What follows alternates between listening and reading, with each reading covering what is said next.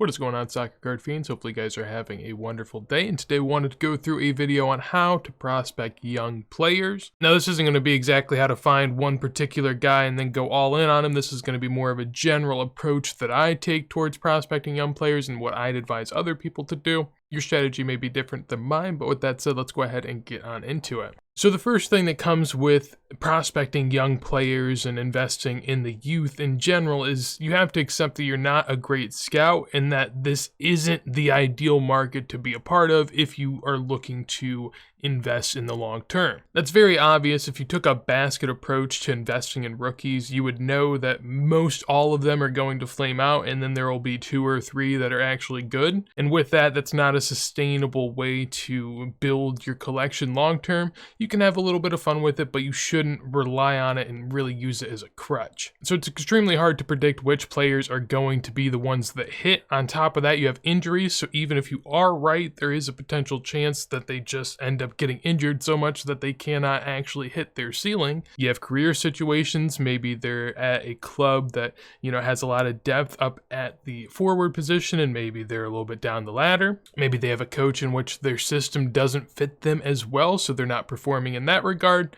Or maybe they're in a league that just isn't viewed as highly amongst the hobby. Tons of different things can go wrong, and so at the end of the day, you're going to have to hope that the market does well along with your player. If one of those goes poorly, then you're probably not going to have great returns. So getting more into how to find a player that is right for you, that obviously starts with watching games, watching highlights, and observing their personality on social medias, in interviews, all of that type of stuff. You want to get to know how good the player is as an actual player, but you also want to understand the player as a person and how other people are going to feel about them, essentially. If someone has a really off-putting personality, that's not going to be great for their card value. If there's someone that is universally loved, then obviously that's going to help out their card appeal. Full games are obviously going to be better than highlights. You want to see as much as you can, but at the end of the day, with soccer, there's so many games, it is going to be really hard. So you got to pick your spots. Don't try to learn everything. There's always going to be this star potential, this star appeal that a player could have, and that's kind of the X factor. I would say an example of that's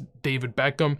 Obviously a world-class player, but not the highest of tier of players, but he gets talked about that highly because everyone remembers him fondly, and he's just the most pop. Beyond that, you have to take into account their club situation and their potential situation. So someone like Haaland, currently at Dortmund, not looking great this year. They're not in the Champions League, and he's not in the World Cup either, so a lot of things are going down in that regard. But in the future, likely will get a move to a Premier League side, you would imagine, this summer, and if that's the case, then obviously the whole puzzle sort of shifts.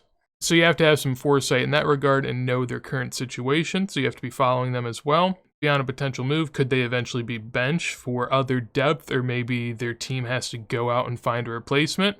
Do they have the funds to do that? You also have to understand the manager at whatever club your player is at and if they fit into that system, because if they don't, then obviously they could be out the door very easily. And also, if it's a manager that seems like he might be losing his job soon, then you have to worry about what the next manager might think, so those bring in extra variables. And beyond that, I encourage you to think about the international role in this player's career. For U.S. men's national team players, that's a pretty heavy one. For other players that play for lesser countries, even below the United States, people probably don't care, to be honest. So beyond studying the player and understanding their situation, you also want to study the player's market. That's the next step. Once you understand the player, then you can go understand their cards. To find a player's rookies, you want to go on into eBay, type in their early years of playing, and find the earliest year that you still get some good results for. You can cross-reference that with PSA and also price history, which brings me into the next one. You're going to want to look at comps to understand what people really pay the most for, and make sure you're getting multiple comps. You're not just looking at 1, 2, maybe even 3. You want a lot of comps to be able to understand. There are certain players where that won't be the case, but if you're prospecting in the modern day, that's not going to be the case. And be very mindful of pop reports and eBay search results. How many of these cards are listed on eBay? How many of these cards have been graded? That's going to be important. It's going to give you an idea in terms of how many of your card is out there. You'll never know for sure, but you can scale it based on the rest of the markets and the other segments of the hobby and kind of get a gauge that way. Then the next thing I urge you to do is to compare this player to other rookies Current players are often a good comparison, especially in the same year or two. If they're kind of made around the same time, that's going to be better because the populations tend to be more the same. And you want to get players that are close to your level of players, so you're going to have to spitball that on your own and sort of gauge. And if it seems like your player's undervalued or in the right spot, then you might be able to go from there. But you do want to take a look at the rest of the market and start to understand more beyond just your player.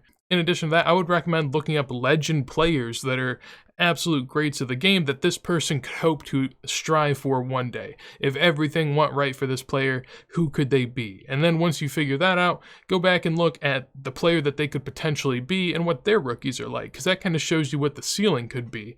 And it's a hard gauge that you have to play between ultra-modern and pre-modern or vintage legends, because at the end of the day, pre-modern and vintage legends, they might not get the eyeballs that the ultra-modern will get, but they also have a lot more condition sensitive and a lot lower pops, so it's really hard to be able to gauge it, but at least it gives you an idea of what the potential ceiling could be. How the dynamics play out from there, no one really knows. I would err towards going for legends rather than young prospects, but everyone likes to dabble, and I understand that. Could be a good way to find undervalued legends if you start to see other players that you like that you feel like, might be a little underpriced compared to the youth. Then from there, the staple sets that soccer has been seeing. The first Prism set was in 2014. This got a huge spike last year and then quickly deteriorated because people realized that while it is a cool set, soccer is a very unique sport in the sense that there are so many different sets, so many different ways to collect that you can't try to focus all of your energy in this one space. And if you do, you're not even really enjoying the soccer collecting scene. You're just trying to manipulate it to your own thing. Beyond that, 2015 is the first year Select, 2016 is the first year Donruss, 2017 is the first year Topps Chrome. There was also Eminence in 2016, Optic in 2018, and there's been plenty of more sets since then. If you look at Ultramodern, there's just an abundance of sets out and about, so you can go on from there. But of course, the further down the line you go, the higher the pops, the less likelihood those cards are actually going to hold good value over time. Just kind of the way it works. Another point of advice that I would give people that are looking to get into the soccer side of things is to get used to stickers. Now, this isn't as true with the ultra-modern players, but at the end of the day, the European segment of the hobby does have a major impact. They might not as much right now, but eventually they will. And so they like stickers. That's what they grew up on. So if you're an American that thinks you're too good for stickers, just know that eventually a lot of people aren't going to feel that way as much. Realistically, cards after about 2000, 2010, somewhere in there, most cards hold a more of a premium than a sticker, unless the sticker was the only one to come out early. An example of that's Mbappe. He has a 2016 sticker that is truly his rookie. Some people try to prop up 2017, 2018 cards, but they are just not it. In soccer, I think there's a big distinction whenever you switch a club. If it ended up being the same club, then maybe I could understand it, maybe, but I just don't see it. And so if you really want to get into soccer, you're just gonna have to get used to stickers. And then the final thing I would say, and this harkens back to what I said at the beginning, but there is a lot of risk in this. The market has to do well and your player has to do well. And if either of those doesn't hit, then you're not in a great spot.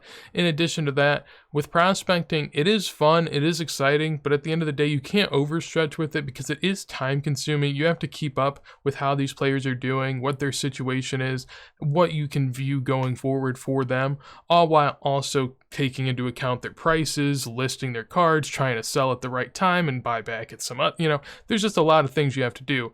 While if you were buying, say, a Messi rookie card, you just buy it, likely sit on it as long as you care to, and that's really all you have to do. You don't really have to care. But for these, super young guys, you're going to have to be involved, so make sure to consider that before you dip your toes. But yeah, that is going to be it for this video on how to get into soccer card prospecting. Hopefully you guys enjoy. If you want to see any other sort of more broken down segments of this video that deserve their own video, I would love to hear it down below and what you think as well for the soccer card prospecting scene. But with that said, hopefully you guys have a wonderful day, and peace.